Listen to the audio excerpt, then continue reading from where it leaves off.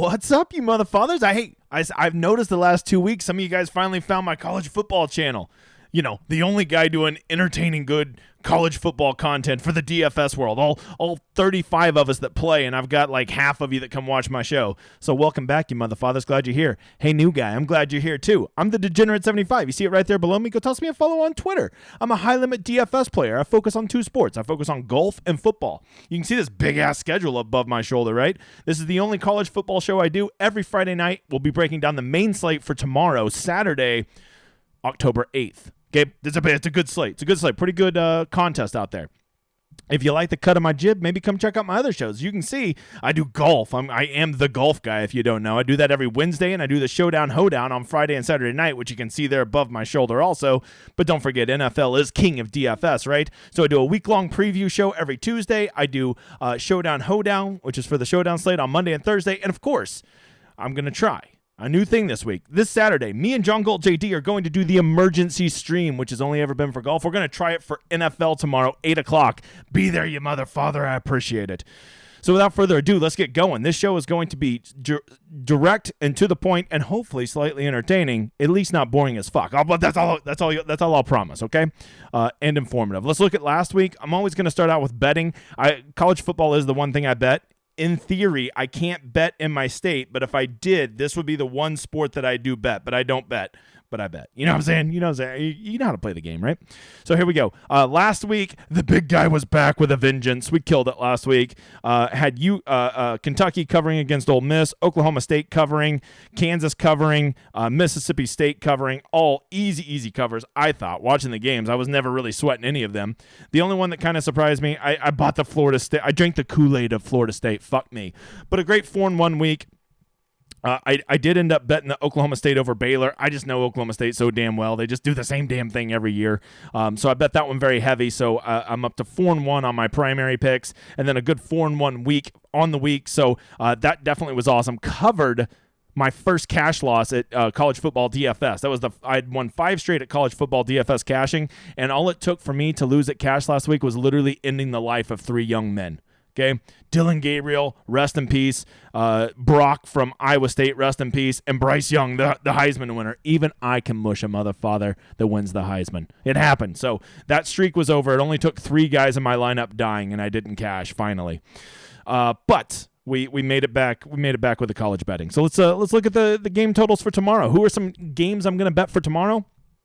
Give me Tennessee.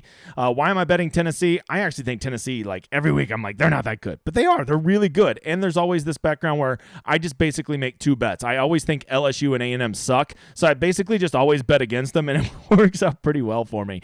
So fuck you, LSU. I'll take Tennessee and 3 points, you motherfather. TCU smashed my Sooners last week. Oh, my God, they're the best team in the country. Oh, my God. Oro, you just fucking sucks. There is that. There is that has to be factored in. I told you last week I thought KU was real. They went on and won against Iowa State. TCU's the same team as Iowa State. I'm getting more points. I'll take Kansas again. I'm a believer. I'm a believer. Okay.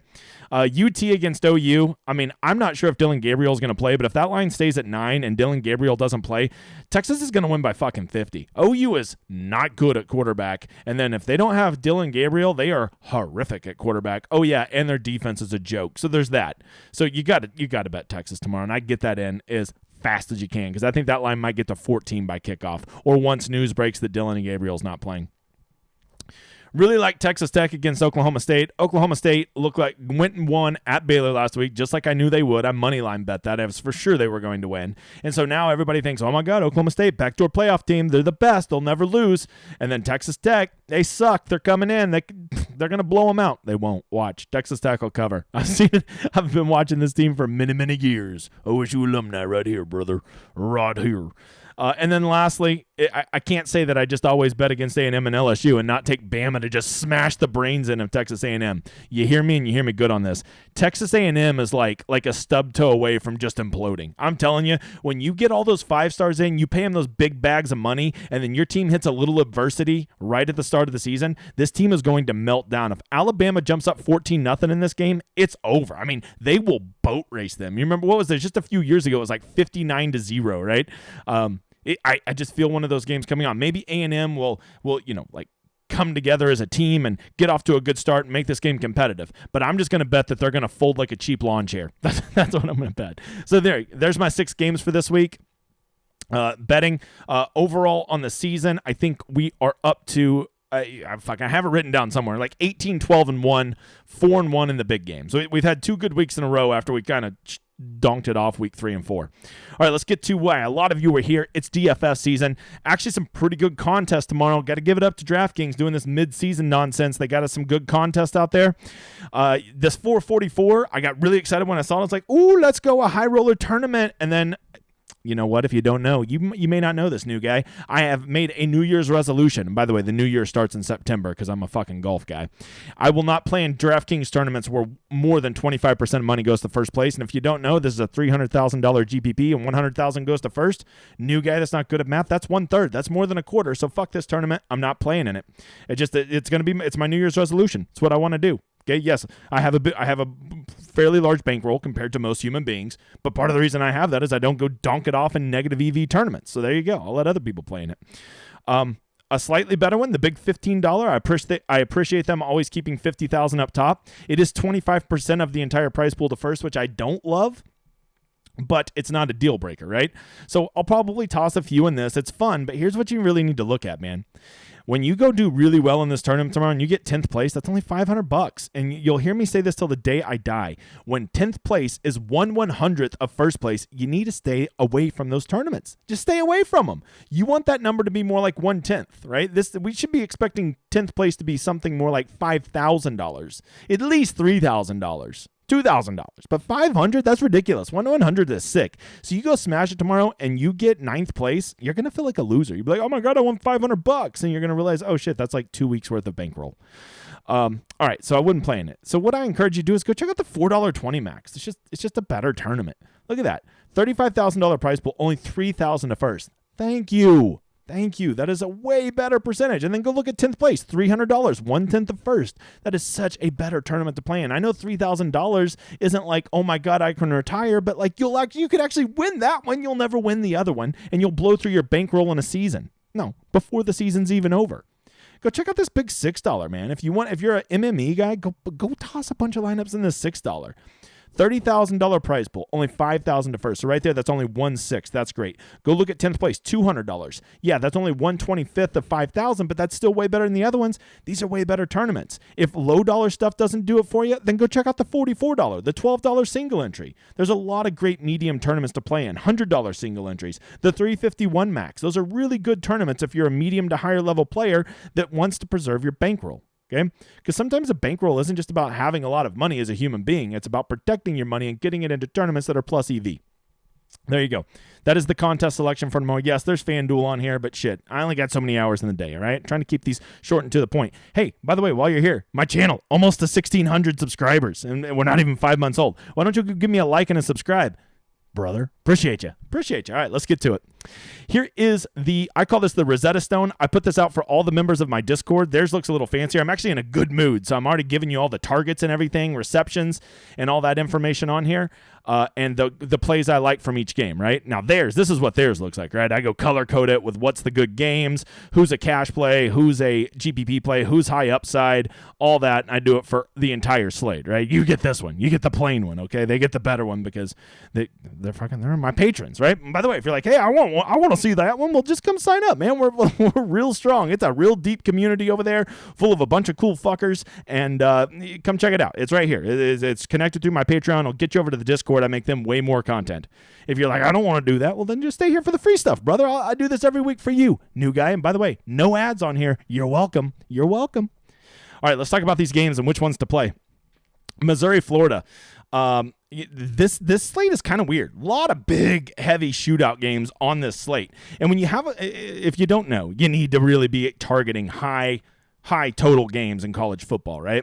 And so this Missouri-Florida game, I do think it could be slightly sneaky, but when I only see a 49-point total when there's all kinds of games that are in the 60s, it makes me kind of want to just stay away from this game because we really want to be stacking games, right? If you're an NFL guy, just think of Seattle and the Lions last week, right? You basically just had to play every piece of that game and you won all the GPPs, right? Well, college football is like that, but even to a higher degree. That happens so much more frequently in college football where you have these runaway runaway games like that, where if you have 6 pieces in that game, you'll get there, right? And so you really want to target games that can do that. And this Florida-Missouri game just not as likely to do that. I will say Anthony Richardson at 6,800 is a very fair price, and this Lovett at 3,800 is just redonkulously underpriced for the amount of targets he gets. I mean, 7 targets a game, 5 receptions at 3,800. That's a punt price. So if you need that salary relief, he's the guy that has 30-point upside, and he's 3,800. Let's move over here. This is one of the real big games you want to attack. If you don't know, Hooker is amazing. Hendon Hooker. I play that guy every week. He never lets me down. He gets it done with his legs. He gets it done with his arm. They run up pace, and their defense isn't particularly good. That's like the holy trinity of scoring a lot of points. So Hendon Hooker. And if you don't know, his top receiver Tillman's out. So that really starts to give more usage points to guys like Hyatt, Keaton, and Brew McCoy. Brew McCoy's been good to the big guy here. And their running back, even though they have a committee, I think they're both viable options, especially if you want to just stack the shit out of this game. Go run Hooker, Small, and whatever receiver you like, right? Or you can play Hooker by himself. We call that a naked Hooker. All right, LSU. Let's see. Over here with LSU, the problem with LSU is even though they have a big team total, it's not clear who's going to get their volume, right? I still believe that Kayshon Boutte is going to have a breakout game, right? He was like projected to be a top 10 NFL pick, and now he's like falling apart. This Josh Williams is the bare minimum, and he seems like he might be starting to take over the running back position. And then Jaden Daniels might just be the answer as you just play him by himself. He can get there with his legs. He can get there passing, and they spread the ball around so much, maybe you just play him by himself.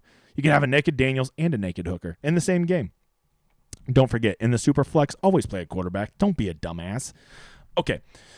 And the best thing is play 2 quarterbacks from the same game. So if that game shoots out, you're like double hitting the nuts, right? Arkansas, Mississippi State. If you don't know, KJ Jefferson is out for Arkansas. That really puts them, their offense, which already, is solid but not great, probably going to see less efficiency out of them. Raheem Sanders is always a good option, but are they going to be in a script that's going to be conducive to Raheem Sanders having a good game? I don't think so. I think Mississippi State will probably control this game, probably be playing from out in front. Because of that, that makes me like Will Rogers, their quarterback. He never met a pass he didn't like. That's a very vague reference. And so because of that, this total is solid at 57.5, but I just don't think Arkansas can really push Mississippi State, so that makes me want to stay away from them a little bit more. I think a mega shootout game tomorrow is this TCU Kansas game. Jalen Daniels has shown that he is a legit quarterback and he can score on anybody. He's not the easiest guy to stack, so maybe you play him by himself. If you do want to stack him, look at Arnold and Grimm. But TCU, I don't think TCU's offense is as great as everybody thinks it is because of what they did to OU last week. Most of the points they scored on OU is just OU being like, hey, why would we guard that guy? Just let him run around free. So you got to take what they did last week with a grain of salt. But I do think they have better players than Kansas, and I think Kansas is going to score. So that makes TCU and a run back very, very live. And if you didn't see Max Duggan, he can run the ball. That white boy can haul ass. So a good game to attack there. I think the game you got to really keep an eye on is this Texas OU game. OU, especially if Dylan Gabriel plays, they're going to probably score enough points to push Texas, and Bijan Robinson and Xavier Worthy are going to just have monster games. I mean, they are just absolute monster plays. Worthy had 300 yards receiving against OU last year, right? You got to think he's going to get there. Jatavion Sanders is on the field every play. He's a guy that could get 6 catches, 60 yards, and 2 touchdowns. I mean, how Bijan doesn't get 25 points tomorrow. I mean, outside of tearing his ACL in the first quarter, even if he tears it in the second quarter, he'll still probably already have 25 points. That's as safe as it gets, Bijan Robinson tomorrow. Yes, 9,000 is a steep price tag over on DK, but fuck. How does he not get there? I mean, how does he not get there? OU's defense can't stop anybody. Even if they try to slow up the game, there's just no way he doesn't get there. You want to run it back with an OU guy? Well, I guess in a perfect scenario, if OU's keeping it close, Eric Gray and Mims are getting there. That'd be about the only way I could see it, brother. All right, Michigan. Michigan has a big team total, but they're playing Indiana. It's probably going to be a slowdown game. Blake Corum has been on fire. You got to consider playing him. You just got to wonder how quickly do they call off the dogs, and how many of his carries are stolen by Donovan Edwards. That's the 2 questions you got to answer, right? If you're feeling sneaky, maybe you think that they pass the ball a little bit more. J.J. McCarthy, you can go stack him with Bell and Schoonmaker, who seem to be his 2 receivers who are on the field the most. You can always run it back with Camper because this guy gets an unbelievable 15.5 targets a game. Unbelievable. Shivers is their running back. If you really want to have one, that's a really contrarian game to stack. If you think Indiana can somehow put up 28 points, well, then Michigan's probably going to put up 49. And all of a sudden, that becomes a very good game to be the runaway game. Purdue and Maryland. I mean, Maryland has actually been pretty good this year, but they're a lot slower than what we normally think of. We normally think of Maryland as fast-paced and scoring all the points, but they haven't really been that way this year. And so even if you want to play little Tua, it's not even clear which running back you want to stack him with. Matter of fact, I would play him by himself, or I'd just play Himby by himself because that's a really good team total. Over here for Purdue, O'Connell's been okay this year. Mockabee seems to be gaining all the steam at running back, but I would just avoid that situation. And you just can't pass up Charlie Jones with a team total of 28, and he's averaging 12 targets a game at 7,000. I mean, you got it. If you don't have him in your cash lineup, whatever. I mean, I guess he is a little frail. It seems like every game I watch him, he leaves the game for like 2 drives while he's hurt. And then he always miraculously comes back because he's such a brave fucker. All right, Auburn. I mean, they have a 10-point team total. I put Tank Bigsby on there just in case you think Auburn can somehow keep it close. I would have to think Tank Bigsby gets there. But when a team has a 10-point total, here's a good rule. New guy, stay the fuck away. Don't play it, man. Just don't play it. As far as Georgia, you got to wonder, like, Georgia, they're just not a very good fantasy team to play, right? Outside of Bowers, their usage gets spread so thin to everybody, both at receiver and at running back, that it's hard to play anybody. I guess you can play Stetson Bennett because of the high overall team total, but that requires him being pretty efficient, and he hasn't been efficient at all the last 2 weeks. So I'm a little, maybe Stetson Bennett as a flyer in a GPP, but I just don't think you can get there in cash. All right, Utah, UCLA, you gotta be looking at. You got to be looking at this game as a shootout city, right? Charbonnet is finally back to being the lead back for UCLA at 6,800. DK fucked up and didn't bump up his price. DTR, I think you could stack DTR and Charbonnet. They both got 30-point upside in this game. Their wide receivers just never seem to get there. So if I'm going to play DTR, the quarterback for UCLA, I might just play him naked or stack him with Charbonnet. Utah, 34.5-point total. UCLA doesn't play a lick of defense. Cameron Rising seems to be trending in the right direction. He is very fairly priced. Problem with him is he does tend to spread his love to all of his receivers. It doesn't, he doesn't have any usage monsters. Valey seems to get the most of it, but for 7,400, I don't know if I'm loving 6 targets a game, brother. All right, Texas Tech and Oklahoma State. This might be my favorite game because I just have a sneaking suspicion. Texas Tech is going to come in and shoot out with Oklahoma State. Oklahoma State's offense is very, very good this year. Spencer Sander, Dominic Rogers, and any 3 of these receivers. Braden Johnson was the play, but they finally priced him up over on DK. But, man, you got to be playing these guys and then run it back. I think Donovan Smith with, you can run him back with stacking with Price, Bradley, or even Martinez. I'm buying the narrative that Tech is going to score. Oklahoma State's defense is not the same defense they had last year. I could legit see this game being 49-42. I could see it. Maybe it'll let me down, but it is a sneaky game. I'm not saying it's a guaranteed shootout. I'm just saying it is a game where I want a lot of that action, especially in GPP, you motherfather. All right, game 11, Wisconsin versus Northwestern. I mean, I guess Braylon Allen has big upside. He's due for one of those 300-yard games and 4 touchdowns, to justify his salary every week and to make it look like he had a good season, even though he hasn't done shit. But just generally speaking, with all these big shootout games, why even get involved with a game like this? If you want to go play Evan Hall, maybe in cash, just because he has a nice steady floor, you can do that. But why go play a running back for a team with a 17-point total? There's just such better places to get it all in. All right, game 12 over here. We got Ole Miss and Vandy. This is one of those ones that Ole Miss starts to become very, very appealing, right? They have some really nice options starting to form. Jackson Dart seems to be get going. They have a very good offense. Juckins seems to be taking over the running back spot from Evans. And then you got Heath and Mingo, who seem to kind of be the guys that are trending towards getting all the usage. What that requires is Vandy to push them, right? We need Ole Miss getting pushed into the fourth quarter. If Vandy can find 28, 31 points, something like that, this becomes a nuts kind of game, right? And Vandy does have just enough guys that are scoring points this year that I think you got to consider running it back. If you want to run an Ole Miss stack, run it back with Davis or Shepard or McGowan, and that game has sneaky shootout potential. Game 13, Washington and Arizona State. Yes, Washington, Penix Jr. has been getting there. He has his 3 receivers. They get all of his usage. You have to love that. Here's the problem with stacking this game. Arizona State fucking sucks. I mean, they're bad. Bad. like bad. And I just don't see any way that they really push Washington. The only way they even stay in this game is if they slow it down and muck it up, running the hell out of Halladay. And if that's the case, well, then Penix Jr. is losing plays. And if you have fewer plays, well, that's fewer throws and fewer targets and fewer receptions and fewer touchdowns. So this is one of those games, everybody has that narrative that the Pac-12 likes to run wild, but I think you got to just stay away from this one. That's my opinion.